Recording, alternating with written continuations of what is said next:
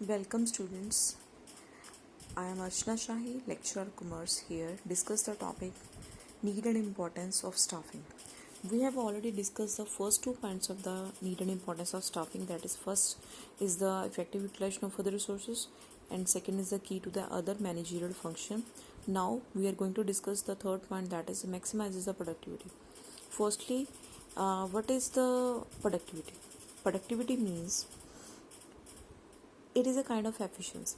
ठीक है जी, it is a kind of efficiency and it is kind of ratio of the output volume as well as volume of inputs.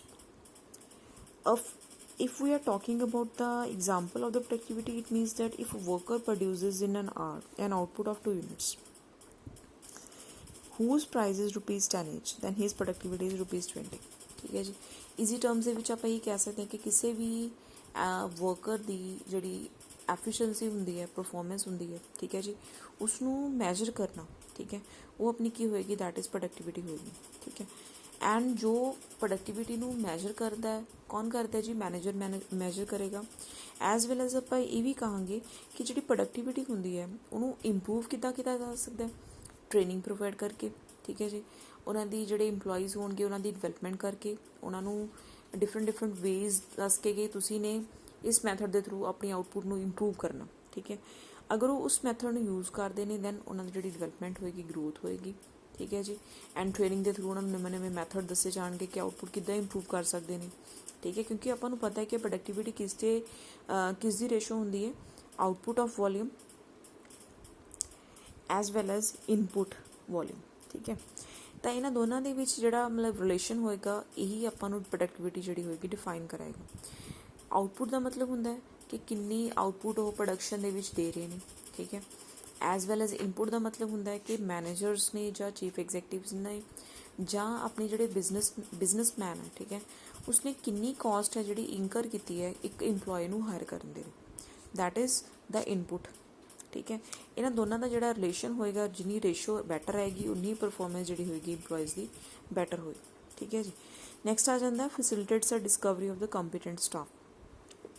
Competent staff ਜਿਹੜਾ ਹੋਏਗਾ ਮਤਲਬ ਯੋਗ ਜਿਹੜਾ employees ਹੋਣਗੇ ਉਹਨਾਂ ਨੂੰ ਹਾਇਰ ਕਰਨਾ, ਡਿਸਕਵਰ ਕਰਨਾ, ਫਾਈਂਡ ਆਊਟ ਕਰਨਾ, ਇਹ ਵੀ ਬਹੁਤ ਇੰਪੋਰਟੈਂਟ ਮਤਲਬ ਇੰਪੋਰਟੈਂਸ ਦੇ ਵਿੱਚ ਆ ਜਾਂਦਾ। ਫੋਰਥ ਪੁਆਇੰਟ ਆ ਜਾਂਦਾ staffing emphasis on the management of procuring and maintaining the human resources. ਠੀਕ ਹੈ ਜੀ, ਸਟਾਫਿੰਗ ਸਾਡੀ ਕੀ ਕਰਦੇ, ਮੇਨ ਫੋਕਸ ਕਿਸ 'ਤੇ ਹੁੰਦਾ ਸਟਾਫਿੰਗ ਦਾ ਮੇਨ ਫੋਕਸ ਹੁੰਦਾ ਕਿ ਆਪਾਂ ਨੇ ਜਿਹੜੇ ਕੰਪੀਟੈਂਟ ਸਟਾਫ ਹੈ, ਯੋਗ ਇੰਪਲੋਈਜ਼ ਨੇ, ਕੈਪੇਬਲ ਏਬਲ ਇੰਪਲੋਈਜ਼ ਨੇ, ਠੀਕ ਹੈ ਜੀ, ਉਹਨਾਂ ਨੂੰ ਕੀ ਕਰਨਾ, ਅਸੀਂ ਹਾਇਰ ਕਰਨਾ, ਉਹਨਾਂ ਨੂੰ ਐਜ਼ ਇਟ ਇਜ਼ ਸਾਡੀ ਬਿਜ਼ਨਸ ਹੈ ਜਾਂ ਸਾਡੀ ਕੰਪਨੀ ਉਸ ਦੇ ਵਿੱਚ ਅਸੀਂ ਕੀ ਕਰਨਾ, ਮੇਨਟੇਨ ਕਰਕੇ ਰੱਖਣਾ ਤਾਂ ਕਿ ਉਹ ਸਾਡੇ ਜੋਬ ਨੂੰ ਛੱਡ ਕੇ ਨਾ ਜਾਣ। ਠੀਕ ਹੈ ਜੀ, ਇਹ ਵੀ ਸਾਡੀ ਇੱਕ ਤਰ੍ਹਾਂ ਦੀ ਤੁਸੀਂ ਕਹਿ ਸਕਦੇ ਕਿ ਸਾਡੀ ਇੱਕ ਰਿਕੁਆਇਰਮੈਂਟ ਹੁੰਦੀ ਹੈ ਬਿਜ਼ਨਸ ਨੂੰ ਚਲਾਉਣ ਦੇ ਲਈ।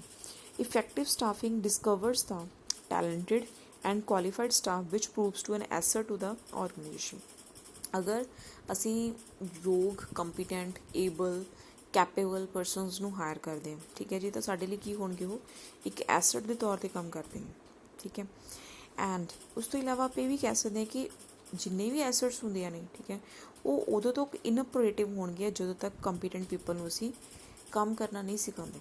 ਠੀਕ ਹੈ ਜੀ, ਐਂਡ ਆਪਾਂ ਇਹ ਵੀ ਕਹਿ ਸਕਦੇ ਹਾਂ ਕਿ ਜਿਹੜੇ ਕੰਪੀਟੈਂਟ ਪਰਸਨਸ ਹੋਣਗੇ, ਅਗਰ ਉਹਨਾਂ ਨੂੰ ਰਾਈਟ ਕਾਇੰਡ ਦੀ ਜੋਬ ਨਹੀਂ ਦਿੱਤੀ ਜਾਏਗੀ ਤਾਂ ਉਹ ਕਦੇ ਵੀ ਸਾਡੀ ਜਿਹੜੀ ਆਰਗੇਨਾਈਜੇਸ਼ਨ ਹੈ ਆਪਣੇ ਗੋਲਸ ਨੂੰ ਅਚੀਵ ਨਹੀਂ ਕਰ ਸਕਦੀ। ਠੀਕ ਹੈ ਜੀ, ਸੋ ਇਸ ਦੇ ਵਿੱਚ ਕੀ ਹੁੰਦਾ ਕਿ ਕਿਸੇ ਵੀ ਕੰਪੀਟੈਂਟ ਇੰਪਲੋਏ ਦੀ ਲੀਡਰਸ਼ਿਪ ਦੀ ਸਕਿੱਲ ਹੋਈ, ਠੀਕ ਹੈ, ਇਨੋਵੇਸ਼ਨ ਟਰਮਸ ਜਿਹੜੀਆਂ ਦੇ ਵਿੱਚ ਯੂਜ਼ ਕਰਨਾ ਚਾਹੁੰਦਾ ਹੈ ਕੋਈ ਵੀ ਪਰਸਨ ਜਿਹੜਾ ਹੋਏਗਾ, ਉਹਨਾਂ ਦੀ ਕੁਆਲਿਟੀ ਨੂੰ ਡਿਫਾਈਨ ਕਰੋ।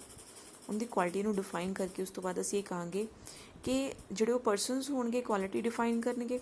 ਠੀਕ ਹੈ, ਕੁਆਲਿਟੀ ਡਿਫਾਈਨ ਕਰਨ ਤੋਂ ਬਾਅਦ ਉਹਨਾਂ ਨੂੰ ਉਸੇ ਤਰ੍ਹਾਂ ਦੀ ਜੋਬ ਜਿਹੜੀ ਪ੍ਰੋਵਾਈਡ ਕਰ ਦਿਓ। ਠੀਕ ਹੈ, ਅਗਰ ਉਸ ਤਰ੍ਹਾਂ ਦੀ ਜੋਬ ਪ੍ਰੋਵਾਈਡ ਕਰਤੀ ਤਾਂ ਉਹ ਬੈਟਰ ਡਿਸੀਜ਼ਨ ਸਾਨੂੰ ਦੇ ਸਕਦੇ ਨੇ ਅਤੇ ਡਿਫਰੈਂਟ ਜਿਹੜੇ ਪਰਸਨਸ ਹੋਣਗੇ, ਉਹਨਾਂ ਇੰਪਲੋਈਜ਼ ਹੋਣਗੇ, ਉਹਨਾਂ ਦੇ ਵਿੱਚ ਕੋਆਰਡੀਨੇਸ਼ਨ ਹੋਣਾ ਵੀ ਬਹੁਤ ਜ਼ਰੂਰੀ ਹੈ। ਠੀਕ ਹੈ ਜੀ, ਅਗਰ ਕੋਆਰਡੀਨੇਸ਼ਨ ਹੋਏਗਾ ਤਾਂ ਐਂਟਰਪ੍ਰਾਈਜ਼ ਕੀ ਹੋਏਗਾ ਜੀ, ਉਨੀ ਹੀ ਆਪਣੀ ਗਰੋਥ ਕਰੇਗੀ। that is the fourth point, that is also known as the facilitates discovery of the competent staff। next ਆ ਜਾਂਦਾ ਜੋਬ ਸੈਟਿਸਫੈਕਸ਼ਨ। ਜੋਬ ਸੈਟਿਸਫੈਕਸ਼ਨ ਦਾ ਮਤਲਬ ਕੀ ਹੁੰਦਾ ਹੈ ਕਿ ਸਟਾਫਿੰਗ ਜਿਹੜੀ ਹੁੰਦੀ ਹੈ ਰਾਈਟ ਮੈਨ ਨੂੰ, we have already discuss that point in the second point. ਠੀਕ ਹੈ, ਜਿਹਦੇ ਵਿੱਚ ਆਪਾਂ ਨੇ ਕੀ ਡਿਸਕਸ ਕੀਤਾ ਸੀਗਾ ਕਿ ਰਾਈਟ ਕਾਈਂਡ ਆਫ ਪੀਪਲ ਨੂੰ ਰਾਈਟ ਜੋਬ ਪ੍ਰੋਵਾਈਡ ਕੀਤੀ ਜਾਵੇ। ਠੀਕ ਹੈ, ਤਾਂ ਜੋਬ ਸੈਟਿਸਫੈਕਸ਼ਨ ਦੇ ਵਿੱਚ ਵੀ ਕੀ ਕਹਿੰਦਾ ਕਿ ਰਾਈਟ ਕਾਈਂਡ ਪੀਪਲ ਨੂੰ ਰਾਈਟ ਜੋਬ ਅਗਰ ਪ੍ਰੋਵਾਈਡ ਕੀਤੀ ਜਾਊਗੀ ਤਾਂ ਕੀ ਹੋਏਗਾ, ਜਿਹੜੇ ਆਪਣੇ ਸਟਾਫ ਮੈਂਬਰਸ ਹੋਣਗੇ ਉਹਨਾਂ ਨੂੰ ਕੀ ਲੱਗੇਗਾ, ਸੈਟਿਸਫੈਕਸ਼ਨ ਮਿਲੇਗੀ ਆਪਣੀ ਜੋਬ ਤੋਂ। ਠੀਕ ਹੈ ਜੀ, ਉਹਨਾਂ ਨੂੰ ਇਹ ਨਹੀਂ ਲੱਗੇਗਾ ਕਿ ਸਾਨੂੰ ਡਿਫਿਕਲਟ ਲੱਗ ਰਹੀ ਹੈ ਜੋਬ ਕਰਨੀ, ਪਰਫੋਰਮ ਕਰਨੀ। ਠੀਕ ਹੈ ਜੀ, ਸਾਡੇ ਲਈ ਡਿਫਿਕਲਟ ਤੋਂ ਇਲਾਵਾ we are not able to perform that particular job. ਠੀਕ ਹੈ ਜੀ, ਤਾਂ ਇਸ ਦਾ ਮਤਲਬ ਇਹ ਹੈ ਕਿ ਜੋਬ ਸੈਟਿਸਫੈਕਸ਼ਨ ਪ੍ਰੋਵਾਈਡ ਕਰਨ ਦੇ ਲਈ ਸਾਨੂੰ ਕੈਪੇਬਲ ਪਰਸਨ ਲਗਾਉਣਾ ਪਏਗਾ, ਐਂਡ ਜੋ ਪਰਸਨ ਜਿਸ ਦੇ ਵਿੱਚ ਐਫੀਸ਼ੀਐਂਟ ਹੈ ਉਸ ਪਰਸਨ ਨੂੰ ਹੀ ਆਪਾਂ ਰਾਈਟ ਕਾਈਂਡ ਦੀ ਜੋਬ ਪ੍ਰੋਵਾਈਡ ਕਰਾਂਗੇ। ਠੀਕ ਹੈ ਜੀ, ਐਂਡ ਜਿਹੜੇ ਪਰਸਨ ਨੂੰ ਜਿਹੜੀ ਜੋਬ ਸੂਟੇਬਲ ਕਰਦੀ ਹੈ, ਠੀਕ ਹੈ, ਐਂਡ ਜਿਸ ਜੋਬ ਦੇ ਵਿੱਚ ਉਸ ਪਰਸਨ ਦਾ ਐਪਟੀਟਿਊਡ ਹੈ ਉਸਨੂੰ ਉਸੇ ਤਰ੍ਹਾਂ ਦੀ ਜੋਬ ਪ੍ਰੋਵਾਈਡ ਕਰ ਦਿਓ ਜਿਸ ਦੇ ਨਾਲ ਉਹਨੂੰ ਕੀ ਮਿਲੇਗੀ, ਜੋਬ ਸੈਟਿਸਫੈਕਸ਼ਨ ਹੋਏਗੀ। ਨੈਕਸਟ ਆ ਜਾਂਦਾ ਇੰਟੈਗਰੇਟ ਦਾ ਇੰਟਰਸਟ। ਇੰਟੈਗਰੇਟ ਦਾ ਇੰਟਰਸਟ ਦੇ ਵਿੱਚ ਕੀ ਹੋਏਗਾ ਕਿ ਇਫੈਕਟਿਵ ਐਂਡ ਸਾਊਂਡ ਸਟਾਫਿੰਗ ਜਿਹੜੀ ਹੋਏਗੀ ਉਹ ਕੀ ਕਰਦੀ ਹੈ ਸਾਨੂੰ, ਠੀਕ ਹੈ ਜੀ, ਕੋਆਰਡੀਨੇਟ ਕਰਦੀ ਹੈ ਅਤੇ ਇੰਟੈਗਰੇਟ ਕਰਦੀ ਹੈ ਡਿਫਰੈਂਟ ਇੰਡੀਵਿਜੂਅਲਸ ਦਾ ਇੰਟਰਸਟ। ਠੀਕ ਹੈ, ਕਿਹਦੇ ਨਾਲ ਇੰਟੈਗਰੇਟ ਕਰੇਗੀ ਜੀ, ਆਰਗੇਨਾਈਜੇਸ਼ਨਲ ਇੰਟਰਸਟ ਦੇ ਨਾਲ। ਕਿਉਂ ਹੁੰਦਾ ਜੀ, ਕਿਉਂਕਿ ਦਸ ਬ੍ਰਿੰਗਸ ਓਵਰਆਲ ਐਫੀਸ਼ੀਐਂਸੀ ਇਨ ਦਾ ਆਰਗੇਨਾਈਜੇਸ਼ਨ। ਕਹਿੰਦੇ ਜਿਹੜੇ ਇੰਡੀਵਿਜੂਅਲਸ ਦੇ ਇੰਟਰਸਟ ਹੋਣਗੇ ਅਤੇ ਆਰਗੇਨਾਈਜੇਸ਼ਨ ਦੇ ਇੰਟਰਸਟ ਹੋਣਗੇ, ਇਟਸ ਨਾਟ ਅ ਡਿਫਰੈਂਟ। ਠੀਕ ਹੈ, ਮਤਲਬ ਕੀ ਹੁੰਦਾ ਹੈ ਕਿ ਜਿਹੜੇ ਇੰਡੀਵਿਜੂਅਲਸ ਹੁੰਦੇ ਨੇ ਉਹ ਕੀ ਚਾਹੁੰਦੇ ਨੇ ਕਿ ਸਾਨੂੰ ਸੈਲਰੀਜ਼ ਅੱਛੀਆਂ ਮਿਲਦੀਆਂ ਰਹਿਣ। ਠੀਕ ਹੈ, ਐਜ਼ ਵੈਲ ਐਜ਼ ਜਿਹੜੀ ਆਰਗੇਨਾਈਜੇਸ਼ਨ ਆ ਉਹ ਕੀ ਚਾਹੁੰਦੀ ਹੈ ਕਿ ਸਾਡੇ ਪ੍ਰੋਫਿਟਸ ਅੱਛੇ ਹੋਣ। ਠੀਕ ਹੈ, ਅਗਰ ਦੋਨਾਂ ਦੇ ਕੰਪੈਰੀਜ਼ਨ ਕੀਤਾ ਜਾਏ ਜਾਂ ਦੋਨਾਂ ਨੂੰ ਬੈਲੈਂਸ ਕਰ ਦਿੱਤਾ ਜਾਏ ਤਾਂ ਮਤਲਬ ਕੀ ਹੋਏਗਾ ਕਿ ਦੋਨਾਂ ਦੇ ਇੰਟਰਸਟ ਮੈਚ ਕਰ ਗਏ। ਠੀਕ ਹੈ, ਅਗਰ ਦੋਨਾਂ ਦਾ ਇੰਟਰਸਟ ਡਿਫਰੈਂਟ ਹੋਏਗਾ ਤਾਂ ਆਰਗੇਨਾਈਜੇਸ਼ਨ ਦੇ ਜਿਹੜੇ ਓਬਜੈਕਟਿਵਸ ਨੇ ਕਦੇ ਵੀ ਅਚੀਵ ਨਹੀਂ ਕਰ ਸਕਦੇ, ਨਾ ਹੀ ਜਿਹੜੇ ਇੰਡੀਵਿਜੂਅਲਸ ਦੇ ਇੰਟਰਸਟ ਨੇ ਉਹ ਅਚੀਵ ਹੋ ਸਕਦੇ ਨੇ। ਠੀਕ ਹੈ ਜੀ, ਇਸ ਦਾ ਮਤਲਬ ਕੀ ਹੋਇਆ ਕਿ ਅਗਰ ਦੋਨਾਂ ਦੇ ਇੰਟਰਸਟ ਇੱਕ ਸਾਈਡ ਵੱਲ ਹੋਣਗੇ ਜਾਂ ਆਪਾਂ ਕਹਿ ਦਾਂਗੇ ਕਿ both focused on the one thing, then ਉਹਦੇ ਨਾਲ ਕੀ ਹੋਏਗਾ ਕਿ ਆਪਾਂ ਆਪਣੇ ਆਰਗੇਨਾਈਜੇਸ਼ਨ ਦੇ ਗੋਲਸ ਜਿਹੜੇ ਨੇ ਈਜ਼ੀਲੀ ਅਚੀਵ ਕਰ ਸਕਦੇ। ਠੀਕ ਹੈ, ਨੈਕਸਟ ਆ ਜਾਂਦਾ development of the employees. Development of employees ਦਾ ਮਤਲਬ ਕੀ ਹੁੰਦਾ, most important activity performed in staffing is training and development. All the employees are providing training so as to develop them in their respective fields.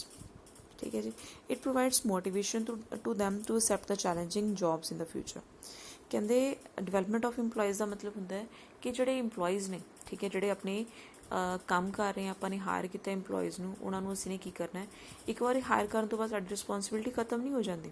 ਉਸ ਤੋਂ ਬਾਅਦ ਅਸੀਂ ਨੇ ਕੀ ਕਰਨਾ ਹੈ, ਅਸੀਂ ਉਹਨਾਂ ਨੂੰ time to time training provide ਕਰਨੀ ਹੈ। ਠੀਕ ਹੈ ਜੀ, ਉਹਨਾਂ ਨੂੰ ਹਰ ਇੱਕ ਜੋ ਚੈਲੰਜਸ ਸਾਡੇ ਬਿਜ਼ਨਸ ਇਨਵਾਇਰਮੈਂਟ ਦੇ ਵਿੱਚ ਆ ਰਹੇ ਨੇ ਉਹਨਾਂ ਦੇ ਅਕੋਰਡਿੰਗ ਉਹਨਾਂ ਨਿਊ ਵਰਕ ਜਿਹੜੇ ਹੋਣਗੇ, ਨਿਊ ਮੈਥਡਸ ਦੇ ਥਰੂ ਉਹਨਾਂ ਨੂੰ ਕੰਮ ਕਰਨਾ ਸਿਖਾਵਾਂਗੇ। ਠੀਕ ਹੈ, ਅਗਰ ਅਸੀਂ ਉਹਨਾਂ ਨੂੰ ਕੰਮ ਕਰਨਾ ਸਿਖਾਵਾਂਗੇ ਦੈਨ ਹੀ ਉਹ ਆਪਣੇ ਜੋਬ ਨੂੰ ਅੱਛੇ ਤਰੀਕੇ ਨਾਲ ਪਰਫੋਰਮ ਕਰ ਸਕਦੇ ਨੇ, ਜਿਹਦੇ ਨਾਲ ਕੀ ਹੋਏਗਾ ਕਿ ਜਿਹੜੀ ਸਾਡੀ ਇੰਪਲੋਇਜ਼ ਹੋਣਗੇ ਉਹ ਕੀ ਹੋਣਗੇ ਜੀ, ਡਿਵੈਲਪ ਕਰਨਗੇ, ਐਜ਼ ਵੈਲ ਐਜ਼ ਉਹਨਾਂ ਦੀ ਗਰੋਥ ਹੋਏਗੀ ਅਤੇ ਡਿਫਰੈਂਟ ਫੀਲਡਸ ਦੇ ਵਿੱਚ ਉਹਨਾਂ ਨੂੰ ਨੌਲੇਜ ਜਿਹੜੀ ਹੋਏਗੀ ਇੰਕਰੀਜ਼ ਕਰ ਜਾਏਗੀ, ਜਿਹਦੇ ਨਾਲ ਕੀ ਹੁੰਦਾ ਹੈ ਕਿ ਜਿਹੜੇ ਇੱਕ ਇੰਪਲੋਈ ਦਾ ਮੋਰਾਲ ਹੋ ਗਿਆ, ਮੋਟੀਵੇਸ਼ਨ ਜਿਹੜਾ ਹੁੰਦਾ ਆਟੋਮੈਟਿਕਲੀ ਇੰਕਰੀਜ਼ ਕਰਨਾ ਸਟਾਰਟ ਕਰ ਜਾਂਦਾ। ਨੈਕਸਟ ਆ ਜਾਂਦਾ supplying the information regarding the transfer, promotion, retirement, demotion etcetera. Staffing ਦੀ ਕੀ ਇੰਪੋਰਟੈਂਸ ਹੁੰਦੀ ਹੈ, ਸਟਾਫਿੰਗ ਦੀ ਇੰਪੋਰਟੈਂਸ ਹੁੰਦੀ ਹੈ ਕਿ ਆਪਾਂ ਨੂੰ ਇਹ ਡਿਫਰੈਂਟ ਕਾਈਂਡ ਦੀ ਇਨਫੋਰਮੇਸ਼ਨ ਜਿਹੜੀ ਹੁੰਦੀ ਹੈ ਸਪਲਾਈ ਕਰਦੀ ਹੈ। ਕਿਸ ਤਰ੍ਹਾਂ ਦੀ ਇਨਫੋਰਮੇਸ਼ਨ ਸਪਲਾਈ ਕਰੇਗੀ, ਲਾਈਕ ਅਗਰ ਕਿਸੇ ਪਰਸਨ ਨੂੰ ਟ੍ਰਾਂਸਫਰ ਕਰਨਾ from one place to another place. ਠੀਕ ਹੈ ਜੀ, ਅਗਰ ਕਿਸੇ ਪਰਸਨ ਦੀ ਪ੍ਰਮੋਸ਼ਨ ਕਰਨੀ ਹੈ, ਰਿਟਾਇਰਮੈਂਟ ਹੋਣੀ ਹੈ ਕਿਸੇ ਪਰਸਨ ਦੀ, ਡਿਮੋਸ਼ਨ ਕਰਨੀ ਹੈ, ਕਿਸੇ ਪਰਸਨ ਦੀ ਡੈਥ ਹੋ ਚੁੱਕੀ ਹੈ, ਠੀਕ ਹੈ ਜੀ, ਟਰਮੀਨੇਟ ਕਰਨਾ ਕਿਸੇ ਪਰਸਨ ਨੂੰ, ਤਾਂ ਉਸ ਦੇ ਰਿਗਾਰਡਿੰਗ ਆਪਾਂ ਸਟਾਫਿੰਗ ਜਿਹੜੀ ਪੋਲਿਸੀ ਹੋਏਗੀ ਆਪਾਂ ਨੂੰ ਇੱਕ ਪ੍ਰੋਪਰ ਇਨਪੁਟਸ ਪ੍ਰੋਵਾਈਡ ਕਰੇਗੀ, ਆਪਾਂ ਨੂੰ ਡਿਟੇਲਸ ਪ੍ਰੋਵਾਈਡ ਕਰੇਗੀ, ਜਿਹਦੇ ਨਾਲ ਆਪਾਂ ਫਿਊਚਰ ਦੇ ਰਿਗਾਰਡਿੰਗ ਡਿਸੀਜ਼ਨ ਜਿਹੜੇ ਹੋਣਗੇ ਬਿਜ਼ਨਸਮੈਨ ਦੁਆਰਾ ਲਏ ਜਾ ਸਕਦੇ ਨੇ। ਨੈਕਸਟ ਆ ਜਾਂਦਾ ਪ੍ਰੀਵੈਂਟ ਦਾ ਓਵਰਮੈਨਿੰਗ। ਇਸ ਦਾ ਮਤਲਬ ਕੀ ਹੁੰਦਾ ਕਿ ਜਿਹੜਾ ਵਰਕ ਹੋਣਾ ਚਾਹੀਦਾ ਇਸ ਤਰੀਕੇ ਨਾਲ ਡਿਸਟਰੀਬਿਊਟ ਕੀਤਾ ਹੋਣਾ ਚਾਹੀਦਾ ਸਿਸਟਮੈਟਿਕ ਵੇ ਦੇ ਵਿੱਚ, ਕਿ ਇਹ ਨਾ ਹੋਵੇ ਕਿ ਇੱਕ ਕੰਮ ਨੂੰ ਕਰਨ ਦੇ ਲਈ ਆਪਾਂ ਨੇ 10 ਬੰਦੇ ਲਗਾ ਦਿੱਤੇ। ਠੀਕ ਹੈ, ਕਿ ਜਿਹੜਾ ਕੰਮ ਹੈ ਉਹ ਬਿਲਕੁਲ ਹੀ ਸ਼ਾਰਟ ਸਪੈਨ ਆਫ ਟਾਈਮ ਦੇ ਵਿੱਚ ਕੰਪਲੀਟ ਕਰ ਸਕਦੇ ਆਪਾਂ। ਇਸ ਦਾ ਮਤਲਬ ਕੀ ਹੋਊਗਾ ਕਿ ਸਟਾਫਿੰਗ ਜਿਹੜੀ ਪੋਲਿਸੀ ਇਸ ਤਰ੍ਹਾਂ ਦੀ ਹੋਣੀ ਚਾਹੀਦੀ ਹੈ ਕਿ ਜਿਹੜੀ ਕੀ ਕਰੇ ਆਪਾਂ ਨੂੰ ਸ਼ਾਰਟ ਸਪੈਨ ਆਫ ਟਾਈਮ ਜਿਹੜਾ ਕੰਮ ਹੋਏਗਾ ਉਹਨੂੰ ਆਪਾਂ ਨੇ ਰਾਈਟ ਕਾਈਂਡ ਆਫ ਪੀਪਲ ਦੇ ਨਾਲ ਤਾਂ ਕਰਨਾ, ਨਾਲ ਅਸੀਂ ਕੀ ਕਰਾਂਗੇ ਕਿ ਸਾਡਾ ਰਾਈਟ ਪੀਪਲ ਦੇ ਨਾਲ ਵੀ ਹੋਏਗਾ ਅਤੇ ਨਾਲ ਸਾਡਾ ਜਿਹੜੇ ਨੰਬਰ ਆਫ ਪਰਸਨਸ ਹੋਣਗੇ ਉਹਨਾਂ ਨੂੰ ਅਸੀਂ ਰਿਡਿਊਸ ਕਰ ਦੇਣਾ। ਠੀਕ ਹੈ, ਤਾਂ ਕਿ ਸਾਡੀ ਓਵਰਮੈਨਿੰਗ ਨਾ ਹੋ ਸਕੇ। ਇਹ ਨਾ ਹੋਵੇ ਕਿ ਅਸੀਂ ਕੋਸਟ ਸਾਨੂੰ ਜ਼ਿਆਦਾ ਪੈ ਰਹੀ ਹੈ, ਅਗਰ ਅਸੀਂ ਨੰਬਰ ਆਫ ਪਰਸਨਸ ਨੂੰ ਜ਼ਿਆਦਾ ਹਾਇਰ ਕਰਾਂਗੇ ਇੱਕ ਕੰਮ ਕਰਨ ਦੇ ਲਈ, ਐਂਡ ਜਿਹੜਾ ਕੰਮ ਅਸੀਂ ਸ਼ਾਰਟ ਸਪੈਨ ਆਫ ਟਾਈਮ ਦੇ ਵਿੱਚ ਕਰ ਸਕਦੇ ਹਾਂ, ਬਟ ਅਸੀਂ ਨੇ 10 ਪਰਸਨਸ ਨੂੰ ਦੇਤਾ ਸੀਗਾ ਕੰਮ ਜਿਹੜਾ ਸੀ। ਠੀਕ ਹੈ ਜੀ, ਤਾਂ ਉਹਦੇ ਨਾਲ ਕੀ ਹੋਏਗਾ ਕਿ ਸਾਨੂੰ ਕੋਸਟ ਤਾਂ ਇੰਕਰੀਜ਼ ਹੋਏਗੀ ਸਾਡੀ, ਐਜ਼ ਵੈਲ ਐਜ਼ ਸਾਡੇ ਜਿਹੜੇ ਬੈਨੀਫਿਟਸ ਨੇ ਉਹ ਵੀ ਅਸੀਂ ਅਚੀਵ ਨਹੀਂ ਕਰ ਸਕਦੇ। ਠੀਕ ਹੈ ਜੀ। Since the work performance in respect of staffing is done systematically, it never creates a situation where more employees are appointed than needed। ठीक है जी। जिन्नी सानू रिक्वायरमेंट है उस तो ज़्यादा असी ने कदे भी अपॉइंटमेंट नहीं करनी इंप्लॉयज़ की। Thus it reduces the cost of staffing and ultimately contributes to the increased profits। ठीक है जी। इस नाल की होगा कि साडी कॉस्ट भी ऑटोमैटिकली रिड्यूस करेगी, जिवें मैं तुहानूं एग्जांपल दी है। एज वैल एज साडे नाल की हो जाएगा इस दे नाल कि साडे प्रॉफिट्स जिहड़े होंगे अल्टीमेटली इंप्रूव कर जाएंगे। नैक्सट पॉइंट आ जाता है evaluation of plans. Evaluation of plans का मतलब की होंदा राजे, staffing discovers competent employees for different job. Every employee is individually responsible for implementation of plans, policies, programs. Competent employees executes the plan more effectively. इसका मतलब की होंदा जी कि एग्जीक्यूशन मतलब इंप्लीमेंट करना प्लान्स ਨੂੰ ਇਹ ਵੀ ਬਹੁਤ ਵੱਡੀ ਰਿਸਪੌਂਸਿबिलिटी ਹੁੰਦੀ ਹੈ। ਠੀਕ ਹੈ। ਇਹ ਨਹੀਂ ਹੈਗਾ ਕਿ ਤੁਸੀਂ ਪਲੈਨਿੰਗ ਆਪਣੇ ਲੈਵਲ 'ਤੇ ਡਿਸਾਈਡ ਕਰ ਲਿਆ ਕਿ ਤੁਸੀਂ ਇਹ ਸਟ੍ਰੈਟਜੀਜ਼ ਓਬਜੈਕਟਿਵਸ ਤੁਹਾਡੇ ਹੋਣਗੇ, ਪ੍ਰੋਗਰਾਮਸ ਤੁਸੀਂ ਫੋਲੋ ਕਰੋਗੇ, ਪੋਲਿਸੀਜ਼ ਬਣਾਓਗੇ, ਬਟ ਉਹਨਾਂ ਨੂੰ ਇੰਪਲੀਮੈਂਟ ਕਰਨਾ ਉਹ ਇੱਕ ਆਪਾਂ ਕਹਿ ਸਕਦੇ ਕਿ ਡਿਫਿਕਲਟ ਟਾਸਕ ਹੁੰਦਾ। ਠੀਕ ਹੈ ਜੀ। ਡਿਸਾਈਡ ਕਰਨਾ ਉਹ ਮੈਂਟਲ ਵਰਕ ਹੈ, ਬਟ ਐਗਜ਼ੀਕਿਊਟ ਕਰਨਾ, ਇੰਪਲੀਮੈਂਟ ਕਰਨਾ ਇਟਸ ਅ ਡਿਫਿਕਲਟ ਟਾਸਕ। ਸੋ ਇੱਕ ਜਿਹੜੇ ਕੰਪੀਟੈਂਟ ਪਰਸਨਸ ਹੋਣਗੇ ਉਹੀ ਆਪਣੇ ਕੀ ਕਰ ਸਕਦੇ ਨੇ ਜੀ, ਐਗਜ਼ੀਕਿਊਟ ਕਰ ਸਕਦੇ ਨੇ, ਇੰਪਲੀਮੈਂਟ ਕਰ ਸਕਦੇ ਨੇ ਪ੍ਰੋਪਰ ਵਰਕ ਨੂੰ। ਐਂਡ ਜਿਹੜੇ ਰਿਸਪੌਂਸਿਬਲ ਪਰਸਨਸ ਹੋਣਗੇ, ਅਗਰ ਅਸੀਂ ਸਟਾਫਿੰਗ ਦੇ ਥਰੂ ਹਾਇਰ ਕਰਾਂਗੇ ਤਾਂ ਹੀ ਅਸੀਂ ਕਹਾਂਗੇ ਕਿ ਸਾਡਾ ਜਿਹੜਾ ਇੰਪਲੋਈਜ਼ ਜਿਹੜੇ ਨੇ ਹਾਇਰਲੀ ਜਿਹੜੋ ਹਾਇਰ ਕੀਤੇ ਨੇ ਪ੍ਰੋਪਰ ਵੇ ਨਾਲ ਕੰਮ ਕਰ ਰਹੇ ਨੇ। ਠੀਕ ਹੈ ਜੀ।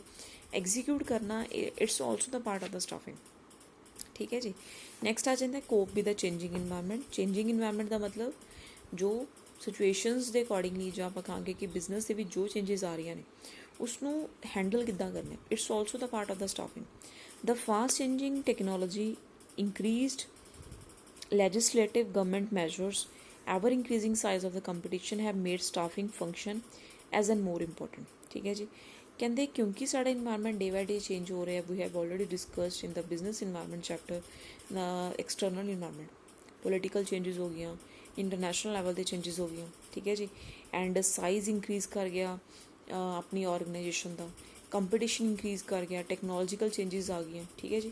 ਜਿਹਦੇ ਨਾਲ ਕਿਹਾ ਜਾਂਦਾ ਹੈ ਕਿ ਸਟਾਫਿੰਗ ਦਾ ਹੋਣਾ ਮਤਲਬ ਪੋਲਿਸੀਜ਼ ਇਸ ਤਰੀਕੇ ਨਾਲ ਬਣਾਉਣੀਆਂ ਤਾਂ ਕਿ ਜਿਹੜੇ ਸਾਡੇ ਸਟਾਫ ਮੈਂਬਰਸ ਨੇ ਉਹ ਇਸ ਤਰੀਕੇ ਦੇ ਹੋਣ, ਇਸ ਵੇ ਦੇ ਨਾਲ ਅਸੀਂ ਹਾਇਰ ਕਰਨੇ ਆ ਕਿ ਉਹ ਸਾਡੇ ਚੇਂਜਿੰਗ ਇਨਵਾਇਰਮੈਂਟ ਨੂੰ ਪ੍ਰੋਪਰ ਵੇ ਦੇ ਨਾਲ ਹੈਂਡਲ ਕਰ ਸਕਣ। ਠੀਕ ਹੈ ਜੀ। ਅਗਰ ਚੇਂਜਿੰਗ ਇਨਵਾਇਰਮੈਂਟ ਦੇ ਪੋਲਿਸੀਜ਼ ਨੂੰ, ਉਹਨਾਂ ਦੇ ਟਰਮਸ ਦੇ ਕੰਡੀਸ਼ਨਸ ਨੂੰ ਨਹੀਂ ਹੈਂਡਲ ਕਰ ਪਾ ਰਹੇ ਤਾਂ ਇਹਦਾ ਮਤਲਬ ਕੀ ਹੋ ਕਿ ਸਾਡੇ ਬਿਜ਼ਨਸ ਦੀ ਕੰਡੀਸ਼ਨ ਇਸ ਤਰ੍ਹਾਂ ਦੀ ਵੀ ਹੋ ਸਕਦੀ ਹੈ ਕਿ ਉਹਨਾਂ ਨੂੰ ਸ਼ਟ ਡਾਊਨ ਕਰਨਾ ਪੈ ਸਕਦਾ। ठीक है जी। So these are the points that's to be considered in the need and importance of the staffing. Now we are going to discuss in the next video process of staffing. Thank you so much.